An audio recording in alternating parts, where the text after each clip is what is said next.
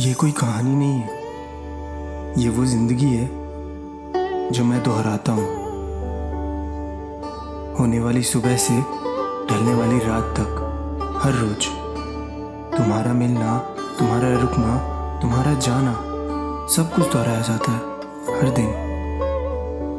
मुझे आज भी लगता है कि तुम मेरा हाथ पकड़ के बैठी हो घाट के किसी किनारे पर, और उस बात को अब अरसा हो गया है, लेकिन अब भी लगता है जैसे कल की बात हो। तुम्हें पता है मंदिर के अंदर कैसे बैठाया जाता है किसी मूर्ति को?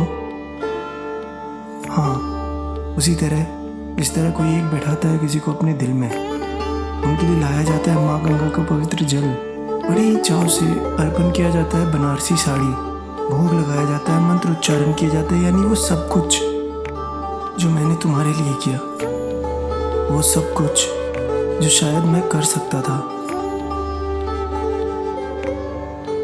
लेकिन पता है क्या होता है जब वो मूर्ति खंडित हो जाती है? बड़ा दुख होता है। जिस मूर्ति में हमने भगवान की सूरत देखी थी, इस तरह मैं देखता था तुम्हारे अंदर। हमें ना चाहते हुए भी मूर्ति को सिराना पड़ता है, उसी जल में जिस जल में उस मूर्ति को नहलाया था। ठीक उसी तरह जिस तरह तुमने मुझे वहीं छोड़ा था जहाँ हम मिले थे। मैं जानता हूँ मूर्ति खुद की मर्जी से अलग नहीं होती है, और ना ही तुम हुई थी।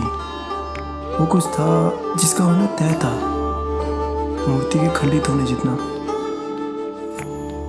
और तुमको पता है मंदिर में अब कई मूर्तियों को स्थापित करने की कोशिश की जा चुकी है, पर होती ही नहीं है। कहने वाले कहते हैं मंदिर के मन में बस वही मूर्त है जो रम चुकी है, और इस कारण से मैं बन चुका हूँ मन से साधु। वो साधु जो तन से शायद सभी का है, लेकिन मन से सिर्फ एक का।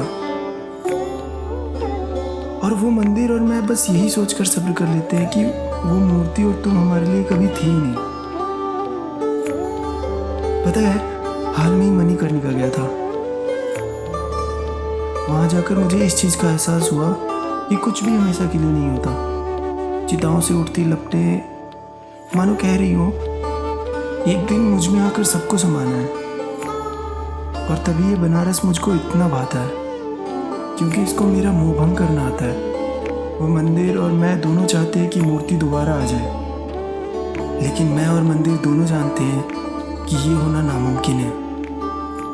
क्योंकि एक बारी जब मूर्ति मंदिर से उठ जाती है ना, तो वो वापस नहीं लाई जा सकती, चाहे मंदिर और दिल हमेशा खाली ही क्यों न रहे तब भी। और अब तो मैं और मंदिर साथ बैठकर बातें करते हैं और साथ मिलकर यह कहकर सब्र कर लेते हैं कि शायद तुम और वो मूर्ति हमारे लिए कभी थे ही नहीं। और हाँ, उस मूर्ति को और तुम्हें तुम्हारी नई दुनिया मुबारक।